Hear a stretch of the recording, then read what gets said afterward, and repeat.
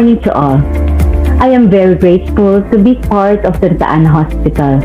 And I'm very thankful to our honorable and respected Medical Director, Dr. Grace Padilla, and to Dr. Ciscon, Dr. Resha, Dr. Ravalo, and all of the organizing committee, without whom this webinar series would have not been possible. Thank you, doctors and colleagues. We are now celebrating the National Women's Month, and this serves as a venue to highlight women's achievements, women empowerment, and gender equality.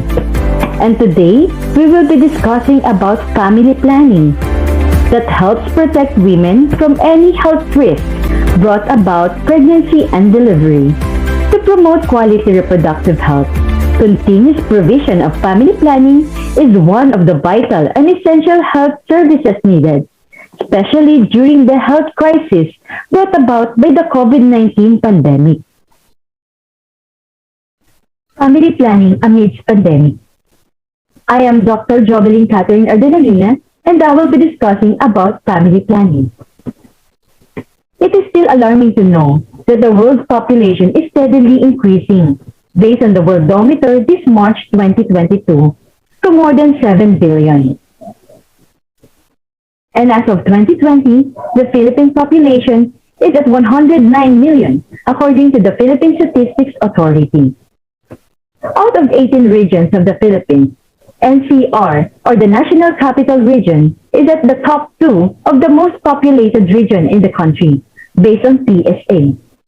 And having said that, this growing population has been a constant problem that burdens the economy. And among the different cities of the National Capital Region, Manila was on the top 2 with the highest number of the total population. The Commission on the Population and Development, or POPCOM, projected an increased birth rate when the COVID-19 pandemic started because more families stayed at home and access to the family planning method is limited. During community quarantine, family planning provision declines. The health crisis creates another crisis with an approximate of 102,000 unintended pregnancies among adolescents by the end of 2020. Unintended pregnancies, especially among those adolescents, have different pregnancy complications, such as abortion, toxemia in pregnancy, malnutrition, prematurity, and stillbirth. Family is the basic unit of the society and the keystones of the national building.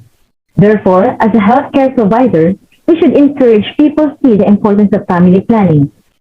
It is a life-saving intervention, and we need to promote the service in order to avoid increasing morbidity and mortality resulting from unplanned pregnancy. Due to this pandemic, the Department of Health and Commission on Population and Development, or POPCOM, strengthens the promotion of responsible parenthood and family planning programs through education and counseling. During enhanced community quarantine, teleconsultation has been the platform of the family planning service provision. And in other areas of the country, such as in Bicol, they launched the Family Planning Ayuda Express, the Family Planning on Wheels, for the continuous delivery of the family planning methods. As a healthcare provider, we should know what is the Philippine Family Planning Program. The family planning vision is to empower women and children to live healthy, productive, fulfilling lives with the right to achieve their desired family size through quality, medically sound, and legally permissible family planning methods. This is with the guiding principle of the following: respect for sanctity of life, respect for human rights, the freedom of choice and voluntary decision, and respect for the rights of the clients to determine their desired family size. The mission of the family planning is to ensure the availability of family planning information services to all men and women of reproductive age who needs them. And the goal is to provide universal access to the family planning information and services whenever and wherever they are needed. My learning objective today is to enumerate the different types of family planning methods, discuss the mode of action and effectiveness of each family planning method, and enumerate the family planning methods during the time of pandemic that can be used. What are the different kinds of family planning methods? So we have the natural family planning method. which includes the following: basal body temperature, Billings ovulation or cervical mucus method, symptothermal method, standard days method, and lactation amenorrhea method. For the temporary method, we have injectables, condoms, pills, implants, or IUD. If we talk about the long-term family planning method, we have intrauterine device and permanent methods such as non-scalpel vasectomy and bilateral tubal ligation. As a healthcare provider, we should advise our clients that the only family planning method that is 100% effective is the abstinence that must be practiced until they reach the proper age to start a family. The natural family planning method, or also known as fertility awareness-based method, has different types. This FAB method determines the fertile and infertile periods of a woman, with observation of signs and symptoms of fertility and infertility during the menstrual cycle. And during that time, we could time the sexual intercourse to achieve or avoid pregnancy. The effectiveness of this FAB method depends on the couple's ability to identify fertile and infertile periods and motivation to practice abstinence when required. Here are the different types of FAB methods. We have to stress out that the fertility awareness-based method is only be used by regularly menstruating women with at least 3 regular cycles and have normal secretion and is not postpartum or breastfeeding clients. So we discussed the different types of family planning method under fertility awareness-based method. The first of which is the cervical mucus Billings ovulation method. This chart is the basis of the daily observation of what a woman sees and feels at her vaginal area throughout the day. Changes in cervical mucus indicates whether days are fertile or infertile and can be used to avoid or achieve pregnancy. The woman is instructed to observe and record the feeling of dryness or wetness in her vaginal area during the day. She must abstain from sexual intercourse during the fertile or wet days. So, on the dry days following menstruation, couples can have sexual intercourse on alternate nights. On the 4th day after the last day of wetness, all dry days are absolutely infertile. So this cervical mucus method is 97% effective with perfect use. However, with typical use, it is only 77% effective. Next method is the basal body temperature. This is based on the changes in women's resting body temperature, which is lower before ovulation until it rises to a higher level after ovulation. All days from the start of the menstrual cycle up to the 3rd high temperature reading are considered fertile days. Infertile days begin from the 4th day of the high temperature reading to the last day of the cycle. The effectiveness of this basal body temperature is 99% when perfect use and 80% when typical use. Next is the standard days method. This works only for women with menstrual cycle of 26 to 32 days. And this method identifies the 8 to 19 as the woman's fertile period. Colored beads are used to help women keep track on her fertile and infertile days. This standard days method is 95% effective with correct use and 88% with typical use. A woman is instructed to start counting on the 1st day of her menstrual period in this red bead. This is the iCycle bead, wherein it is a smartphone app that allows a woman to use standard days method electronically. The application asks for the 1st day of the period and from that day creates a calendar using the cycle bead. This tool determines the woman's fertile and infertile period and alerts a woman through an alarm system when and when not to have sexual intercourse. Here is a tabulation of the effectiveness of FAB method. With a perfect use, they are very effective. Next is the lactation amenorrhea method. How does it work? This is the usual question regarding lactation amenorrhea method. To answer this question, we explain that a woman who breastfeeds secretes a hormone called prolactin. And this prolactin stops the ovulation. Lactation amenorrhea method is very effective with only 1 to 2% failure rate. A postpartum woman can use this lactation amenorrhea method as long as she is fully or nearly fully breastfeeding, amenorrheic, and her infant is less than 6 months old. With perfect use, this LAM is 99% effective. What do you mean by perfect use? Perfect use means when a woman breastfed her infant on demand with no more than 4 hours interval during day and 6 hours at night. As a typical use, it is still effective with a 98% effectivity.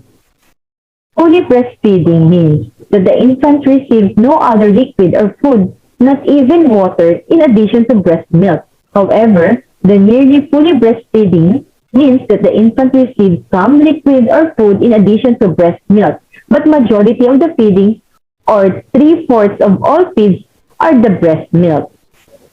LAM can be used by mothers living with HIV as long as they are taking antiretroviral therapy. When a woman takes ART, there is significant reduction in the risk of HIV transmission through breastfeeding.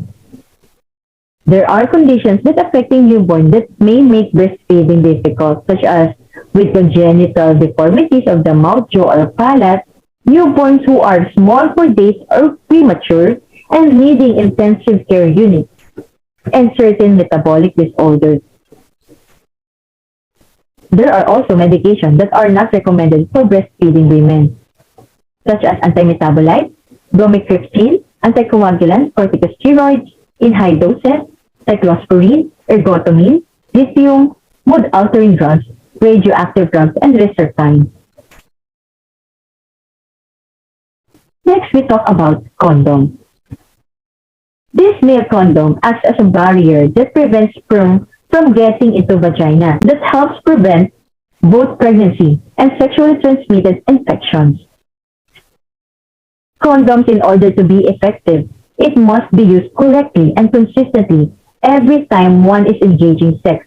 And with perfect use, it is 98% effective, and with typical use, it is only 87% effective. Based on medical eligibility checklist, we do not offer condom when either or both of the sex partners have severe allergy to latex rubber. This is the female condom. The female condom forms as a barrier that keeps sperm out of the vagina and helps prevent pregnancy and STIs as well. The effectiveness of this condom, when perfectly used, it is 95% effective, while typical use is 79% effective. Every individual have different family planning needs, and we have a basis in provision of the family planning method. We have the medical eligibility criteria for contraceptive use that is being provided by the World Health Organization last 2015. At present, we are using the medical eligibility criteria wheel for contraceptive use of 2015. So what is the WHO medical eligibility criteria for contraceptive use? This is a tool for assessing clients on their eligibility for initiating and continuing the use of specific contraceptive methods based on the specific criteria developed from evidence-based standards. We have the categories 1, 2, 3, and 4. In general, with the category 1 and 2, we can provide a method. However, in 3 and 4, we cannot give the method to our clients. With this WHO medical eligibility criteria wheel for contraceptive use, we have 9 common types of contraceptives, such as combined oral contraceptive, combined contraceptive patch, combined vaginal ring, combined injectable contraceptive, progestin only injectable, progestin only implant, levonorgestrel releasing IUD, and copper-bearing IUD. We have here the medical eligibility criteria table, wherein we have the personal characteristic and reproductive history of our client, and different kinds of contraceptive methods, and the criteria of eligibility of each condition. As a healthcare provider, before provision of any family planning method, we should be certain that our client is not pregnant. And to rule out pregnancy, we are using the pregnancy checklist. If the client answers no to all of the questions, pregnancy cannot be ruled out using the checklist. Hence, rule out pregnancy by other means such as pelvic examination, pregnancy test, or transvaginal ultrasound. However, if the client answered yes at least one of the questions, you can be reasonably sure that she is not pregnant.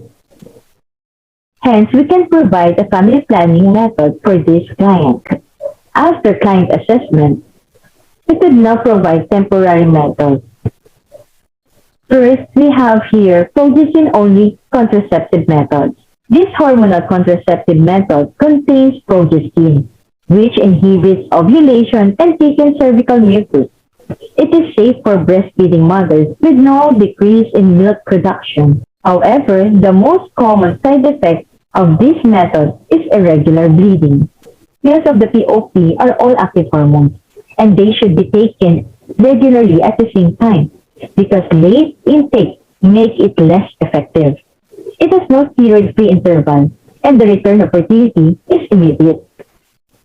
For breastfeeding women, POP are very effective with 99% on the typical use and 99.5% with the perfect use.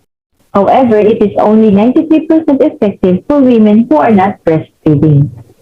The effectiveness of POP is decreased by certain drugs such as anticonvulsants, rifampicin, lamotrigine, etc.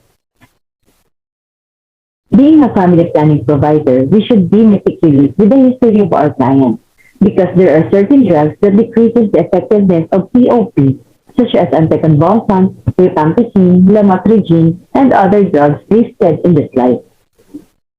Timing of POP intake depends on the situation of a client.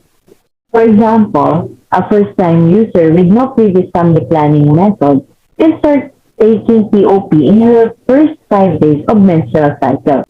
However, if her cycle is more than 5 days, she can still use the POP, but with backup methods such as condom in the first 2 days of intake of POP.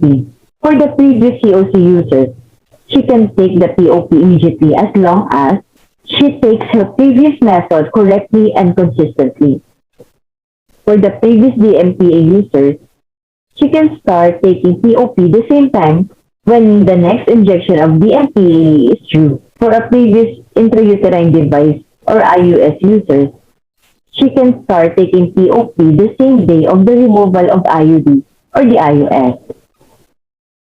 After miscarriage, client can start taking POP in her first 7 days of miscarriage. However, if her miscarriage is more than 7 days, she can still use the POP but with backup methods such as the condom in the first 7 days of intake of POP. For clients who are postpartum, whether breastfeeding or not breastfeeding, they can start immediately. The next family planning method that contains progestin is the progestin-only injection. The progestin-only injectables have 3 available preparations in the form of depomedroxyprogesterone acetate, Depo-Sub-Q, and Noristat. The depomedroxyprogesterone acetate or the DMPA-SE is the newest subcutaneous DMPA formulation available in Uniject, a single-use syringe. This form provides slower and more sustainable absorption and is given every 3 months. It is injected into the anterior thigh or abdomen and may be self-administered at home. This has been approved by the US FDA since 2004. The progestin-only injectable have 99% effectivity when perfectly used and 96% effectivity when commonly used. This effectiveness is dependent on having injection on time. Take note that the injection site should not be massaged or pressurized to avoid accelerated absorption of the drug. For the POI, the return of fertility is delayed. An average of 9 to 10 months for the MPA and an average of 6 months after the last dose of NET-N injection. The use of the MPA is associated with slight decrease in bone mineral density, but is reversible. However, the bone density loss is greater during pregnancy than taking the DMPA. There was an issued statement by the WHO that there should be no restriction of the use of DMPA among aged 18 to 45 years, who are otherwise eligible to use the method. DEXA studies or monitoring of the bone mineral density is not recommended, and supplementation of the vitamin D and calcium will benefit a woman's general health. The timing of POI intake depends on the situation of a client.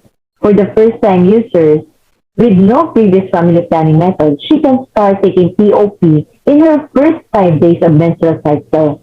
However, if her cycle is more than 7 days, she can still use the POI, but with backup method using condom in the first 7 days of administration of POI.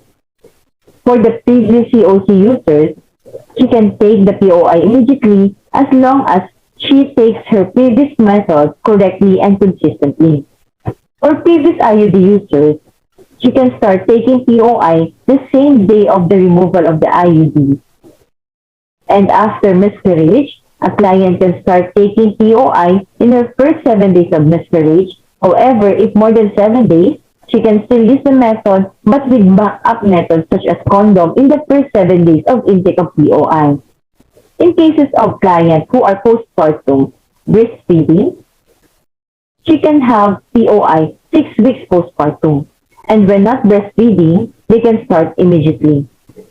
POI can be administered 2 weeks early for the NET-N and DMPA, or 2 weeks late for the NET-N and 4 weeks late for the DMPA.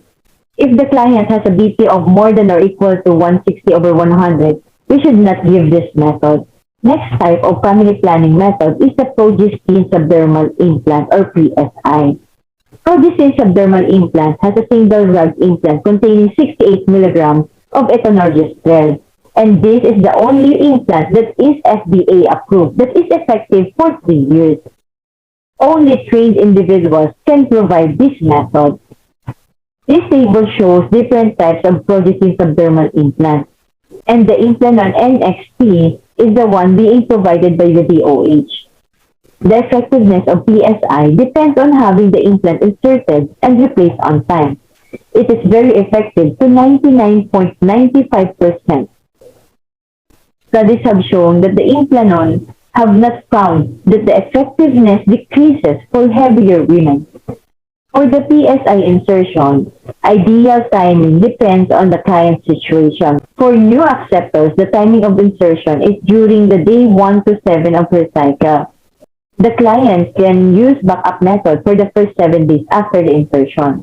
When the client uses combined hormonal contraceptive method, she can take the PSI immediately.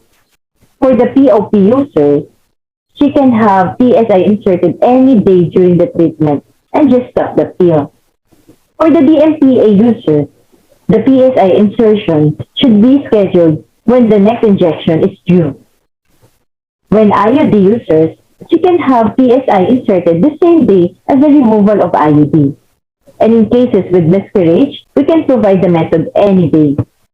When a client is a postpartum, whether she is breastfeeding or not, she can have the PSI immediately or anytime after delivery. Next family planning method is the combined hormonal contraceptive. This method contains hormones similar to the women's natural hormones such as estrogen and progesterone that prevents ovulation and thickens the cervical mucus. However, it is not recommended for breastfeeding women because it decreases the milk production. Listed here are the different kinds of combined hormonal contraceptives.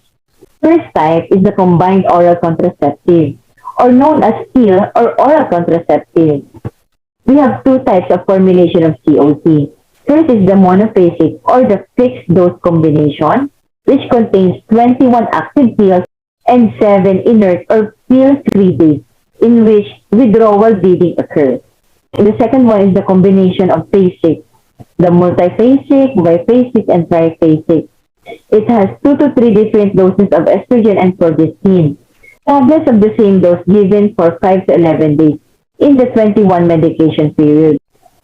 It has not been found to have an advantage over a fixed dose. The rationale given for the use of this type of formulation is that a lower total dose of steroids is administered without increasing the incidence of unscheduled uterine bleeding. This table shows the different kinds of COCs in the Philippines, and we have 4 generations of COCs. The first generation have the highest concentration of ethinyl estradiol, while the fourth generation have the low dose of ethinyl estradiol. The effectiveness of the COC when perfectly used is 99.7% effective, and when typically used, it is 92% effective. The effectiveness can be attributed to the correct and consistent use of the method, and with the proper storage, observance of shelf life, and expiration date. The effectiveness of COC decreases among clients who experiences vomiting or diarrhea, and also when there is a drug interaction.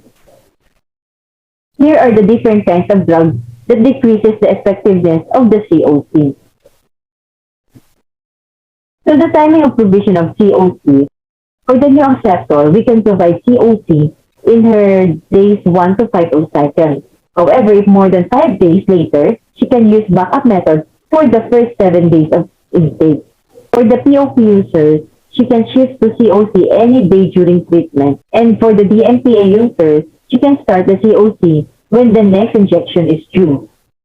For the IUD or IUS users, they can start COC intake the same day as the removal of IUD or IUS.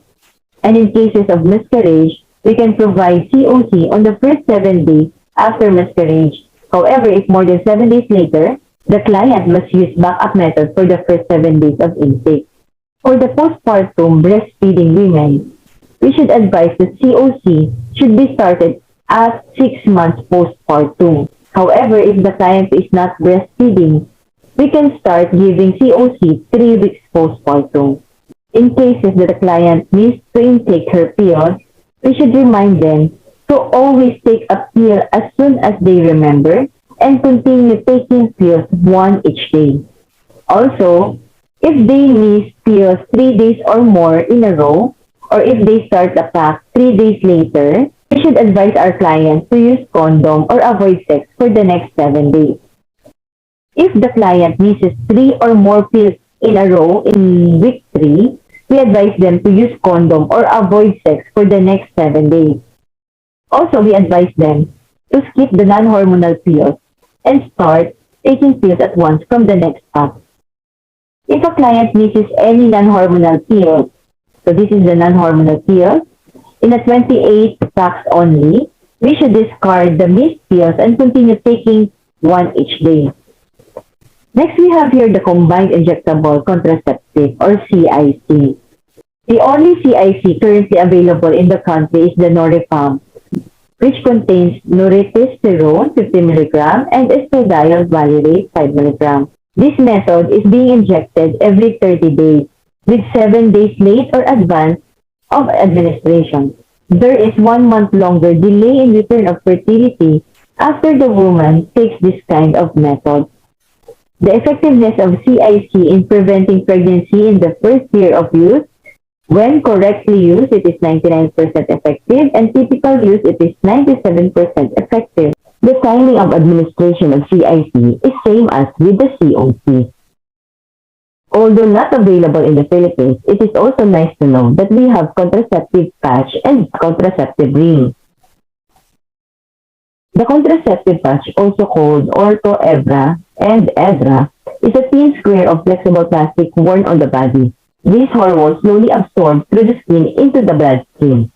The changing of the patch is every 3 weeks in a row, and on the 4th week, there will be a monthly bleeding and no patch needed. So this is the vaginal ring or the NOPA ring. It is a flexible ring that a woman wears in her vagina. It contains hormones that is being absorbed through the vaginal wall directly into the bloodstream. It is inserted like a pessary. Then the ring will be taken out at the end of the 3rd week and disposed. When perfectly used, it is 99% effective, and with typical use, it is 93% effective. We talk about now the intrauterine method. There are 2 types of intrauterine methods. First is the one being provided by the DOH, and the second one is the intrauterine system, which contains levonorgestrel. This method inhibits sperm transport into the upper vaginal tract and inhibition of ovum transport. This is caused by the active substances released from the IUD and IUS, together with the product derived from inflammatory action present in the luminal fluid of the genital tract.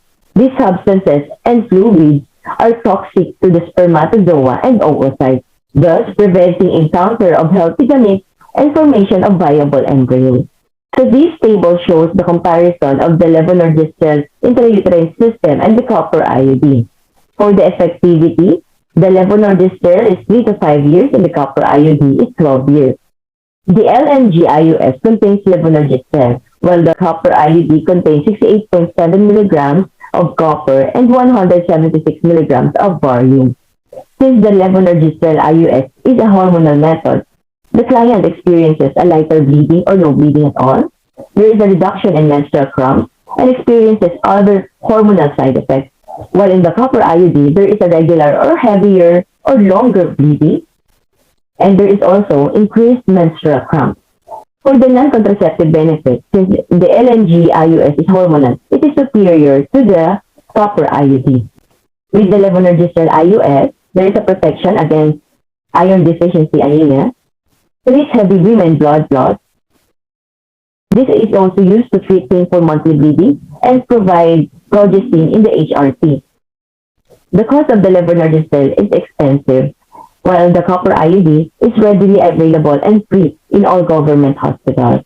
For the effectiveness, both levonorgestrel IUD and copper IUD produces less than 1 pregnancy per 100 women in the first year of use. The return of fertility of both methods are immediate. For the levonorgestrel, we can insert it in the first 7 days of menstrual cycle, while on the copper IUD, we could insert it for the first 12 days of menses. In cases of postpartum women who is breastfeeding or not, both of the levonorgestrel and copper IUD can be inserted within 48 hours after delivery, or if after 48 hours, we delay the insertion until at least 4 weeks. In cases of post-abortal, we could insert the levonorgestrel and copper IUD within the first 12 days after the miscarriage. In cases that the client is switching from another method, we can provide both LNG-IUS and copper IUD immediately. No need to wait the menses to occur and no need for backup methods. We can provide the LNG-IUS or copper IUD when the next injection is due. We also have to know the contraindication of insertion during the postpartum period. It is category 4 or we do not provide the method if the client experiences a chorioamnionitis, peripheral sepsis, postpartum endometritis or metritis, and if a client have unresolved postpartum hemorrhage. We also do not provide the method for clients between 48 hours and 4 weeks postpartum, and for cases of prolonged rupture of membrane more than 18 hours. Before we insert any IUD or IUS method, we should assess if there is an STI or sexually transmitted infection risk. We also do not provide a method in clients who are at risk of sexually transmitted infection.